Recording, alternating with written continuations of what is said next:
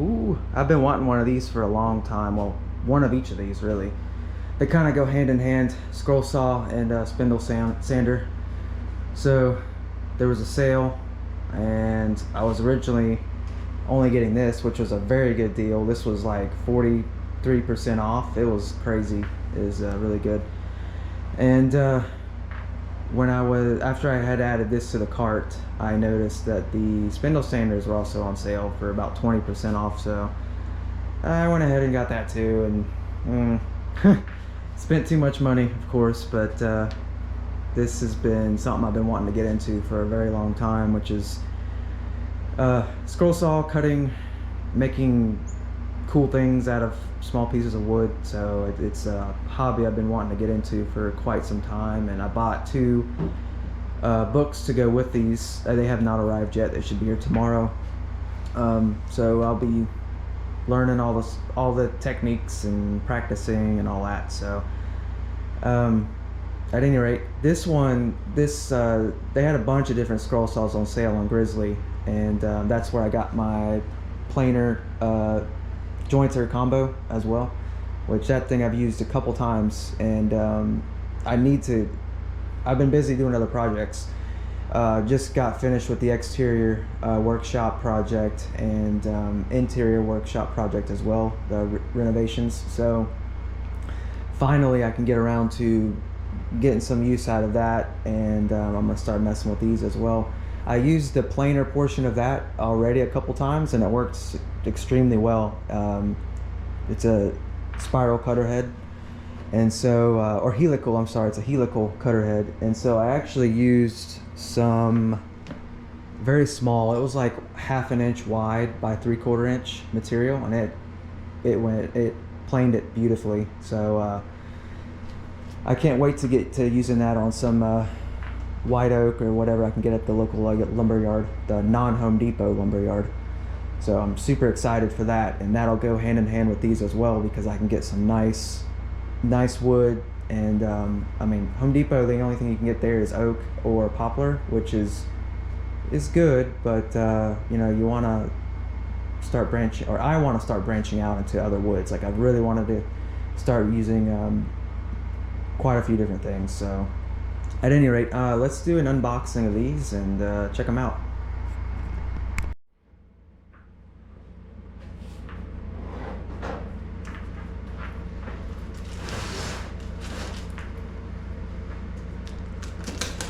This particular model actually comes with a rotary tool attachment too, which is really nice because there's just many instances whenever you're, especially like if you're doing really intricate carvings, having that rotary tool on hand, it just plugs right into the side of the machine, and having that rotary tool on hand is just going to be really convenient. I've got a Dremel, but you know, this is just going to be more convenient than using the Dremel separately, that's all.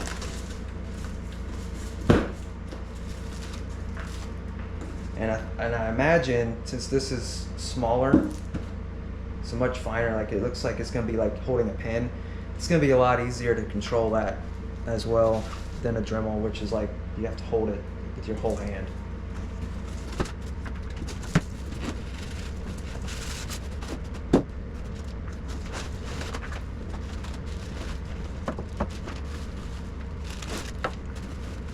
There's a rotary tool. That's gonna be, that's just gonna be way nicer to use with intricate stuff versus a Dremel. You're not gonna be able to get that kind of fine control with a Dremel just because of how big it is.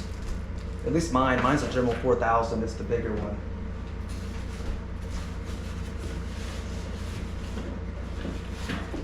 Yeah, it comes with a bunch of rotary tool accessories.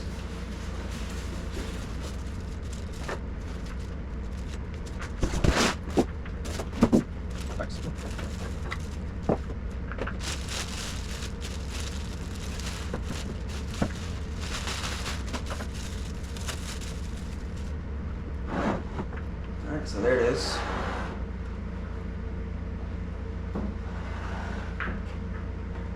The top is covered in oil, which is typical and good. So you've got the rotary tool, all the accessory kit. You've got the Can't remember what that's called, but it's for holding down the workpiece.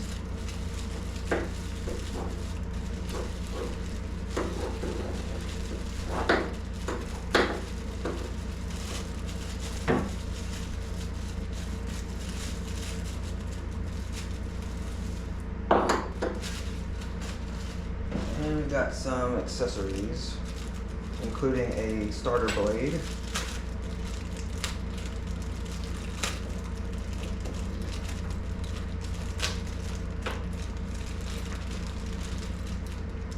And I bought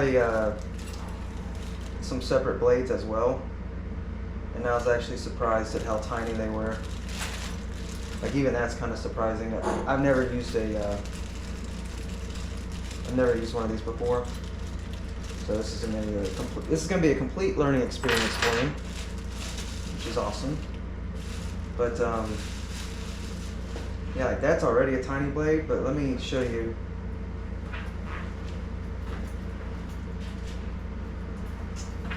I got 2 other packs of blades, and this one right here, like, these are kind of a variety pack. Some of these are ridiculously tiny. Like, I had never imagined you could have a blade that tiny. I held up a 16th inch drill bit to these earlier, and that drill bit's like massive compared to these. These are smaller than half the diameter of that 16th inch bit. Like, they are, like I said, it's ridiculous. I had no idea you could have blades that small. And then blade guard. And so you got some Allen wrenches here, and a few bits and pieces that I will need to read the instructions and see where they need to go. So I'm going to do that boring bit off camera and bring you back. Alright, I got it together. Somewhat straightforward, somewhat not. What I mean by that is there were some things I had to do that weren't really mentioned at all in the instructions, but I mean it's easy enough to figure out, but I figure I'll mention them just in case if someone else is watching this and trying to put theirs together at the same time. So this bar here that connects the blade guard to the hold down bracket and everything, you have to completely disassemble everything off of this and slide the bar in from the top down. It will not fit bottom up because the table's in the way. So the instructions mentioned nothing about that, and so I was trying to put it in through the bottom, and it just was barely not able to go up because the table was in the way. So I went ahead and removed all the brackets and everything from the bottom and the blower nozzle and put it in from the top, and it was fine. And the other thing is there's a little tiny black flat washer that goes here, and there's another one down there, but this one was actually missing, and you know it's possible, I will say, that I misplaced it somewhere. I've looked everywhere, and I'm pretty sure that I did not misplace it. I'm pretty sure it was just not included, but luckily I am a hoarder, and that's not a big deal. I actually had, luckily enough, a black flat washer that was the perfect size for this already, so it matches and looks good, so that works out. But just, you know, keep that in mind. This only had a lock washer on there and not a flat washer as well, and it needs both, so just keep an eye out on yours. And that was the only missing component. And the other issue I ran into was the table was actually not perfectly 0 degrees or whenever it was. So let me roll my chair over here. So underneath here there's actually a stopper, which is just a bolt, and that was actually needed to be adjusted because the table would not go perfectly flat. It was like a little bit off the 0, and I even double checked to make sure with my combination square here. This is the only thing I have small enough to fit in between the arm, because I've got a bunch of squares, but they're all too big. Like, this is only like 2 inches here or so, maybe 2 1/4. And so this is the only thing that would fit in here, which is fine. It's wide enough, and so I just got that in here just to double check, and it was definitely not square, being pushed all the way down to that bolt. So I just had to adjust that bolt, and now it's perfectly you can see it's perfectly on the 0, and it's perfectly square whenever I measured it with this earlier. So that was the other thing I had to do. Again, not mentioned in the instructions, but to me it's sort of straightforward. Maybe to other people it wouldn't be, I don't know, but figured it was worth mentioning. Other than that, no issues. It actually came pre-installed with a pin style blade, and then it came with an extra blade that was the flat style blade, or pinless, and you use these to attach to the end of the pinless, and they fit in the grooves in the top and bottom. So that's how you install the pinless, and so I'll mess with that at some point. That seems pretty easy to deal with. And then the rotary tool was just simple, screw it in back here, undo this cap and screw it in back here. And there is no on and off button for the rotary tool. I kind of figured there would be, but I mean, like I said, I've never used one of these before, but I assumed there would be an engage, disengage, but there's not. So you turn it on, and both the blade and the rotary tool spin. So for me, either I'm gonna build like a stand or something to fit this in, maybe hold it up. I'm sorry, the camera was not even pointed over here. I might build like a little stand or something just to hold this up vertical, just to keep it out of harm's way while it's on the table. Either that, or just take this out every time you go to use it. And if you know you're not going to use the rotary tool, just take this off. But me personally, I would prefer to just leave that on at all times. Just easier.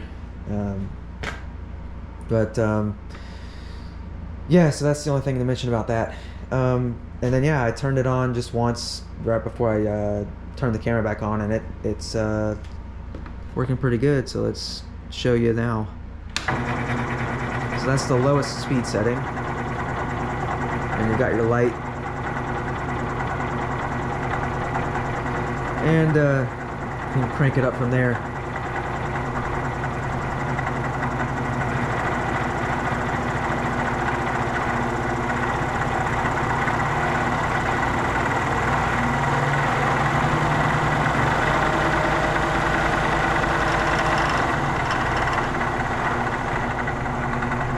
And as you can see, the rotary tool is spinning.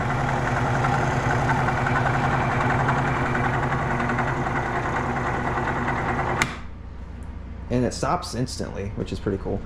So yeah, I like it. This needed to be tightened a little bit more.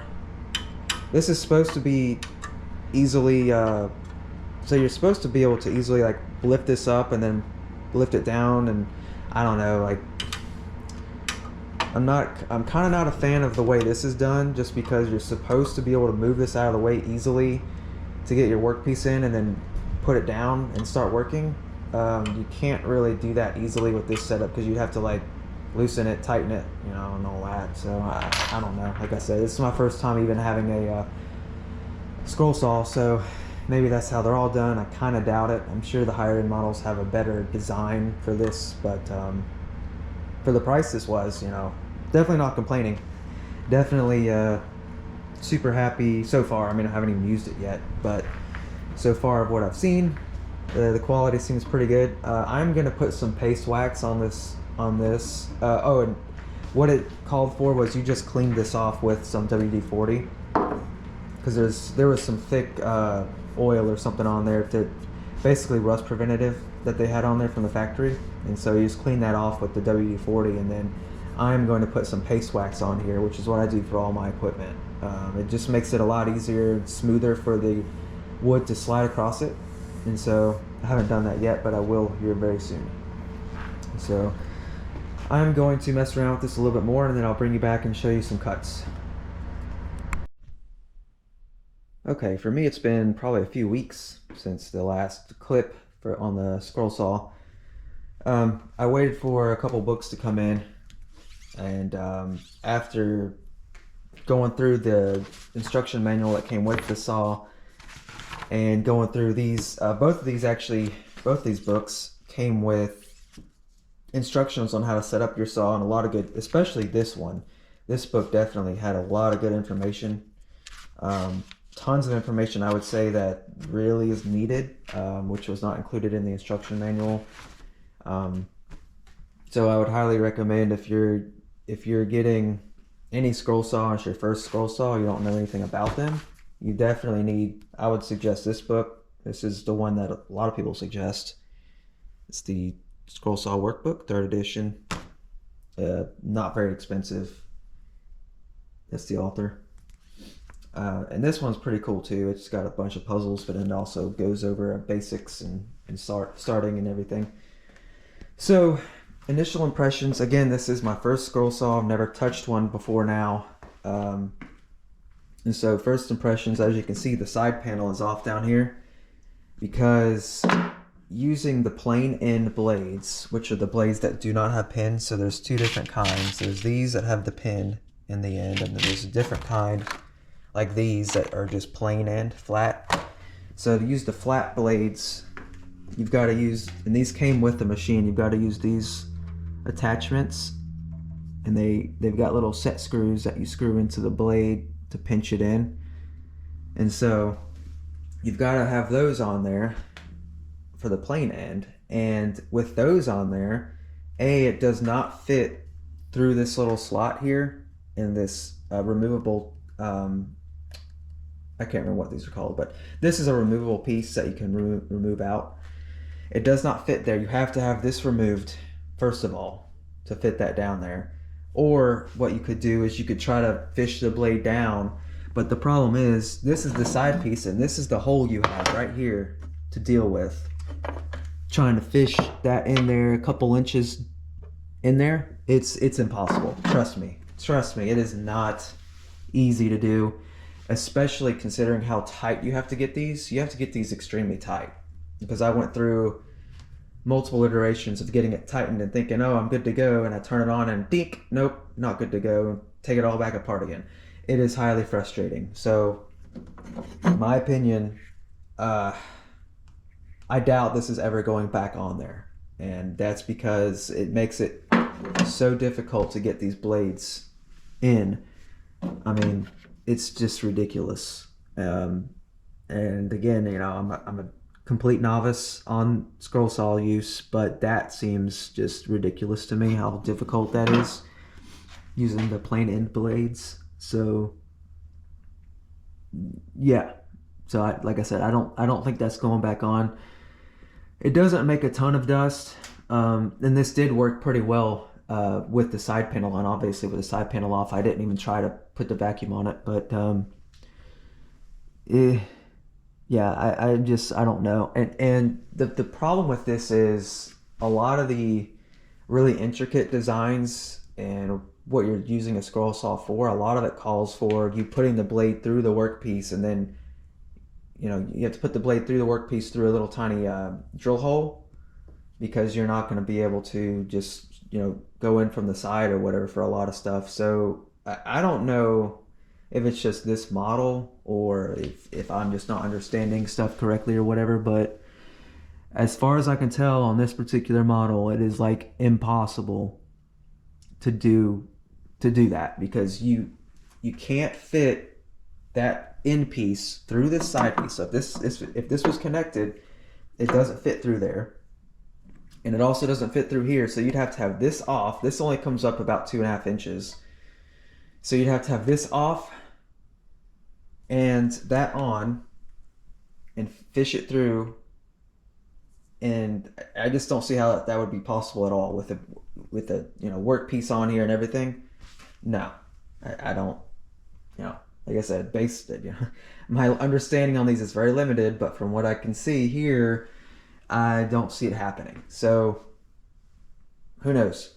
For now, I'm not doing anything crazy anyways. I've got, so what I've tested here, this is just a exercise from one of the books, and I just did one cut on it, just straight cut, and it did pretty well. I mean, it's so this is not a bandsaw, obviously, and I guess my thinking was it would be similar to a bandsaw, and it's absolutely not, nowhere even close. So a bandsaw, you've got, the blade is supported by some bearings, and so you can kind of push against it. This thing, you have to go exceedingly slow, and it will test your patience. We'll just say that. Doing this cut here was probably 15 minutes, and this is not a big cut. And you go too fast, and you push the blade into the back of here. You can't go fast on this. And actually, the first blade, this was the other blade that came with it, and it's the pin end style. This actually came with it, and I actually bent this blade because I was pushing too hard against it, and so that blade's ruined.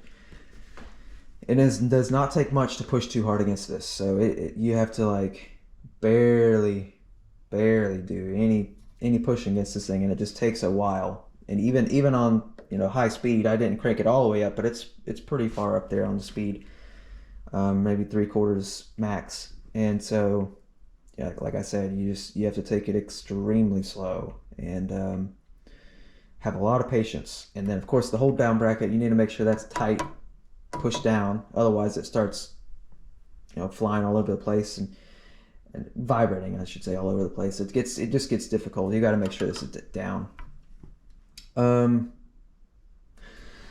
Other thoughts?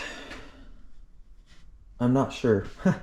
I've still got to use this for a little while longer. It did take a little bit more adjusting on the tilt of the table to get it zeroed out, but I did get that fixed before I started cutting. And let's see, the cut. Yeah, the cut does look pretty square. And I used a square. Yeah, here it is. I used a square to square up the blade, so that worked out good. The other thing too is that, the other difficulty with trying to get these, these connections, that these set screws in and everything that can hold the blade. One of the times I tried, so basically I got to the point where I had to use a crescent wrench to hold the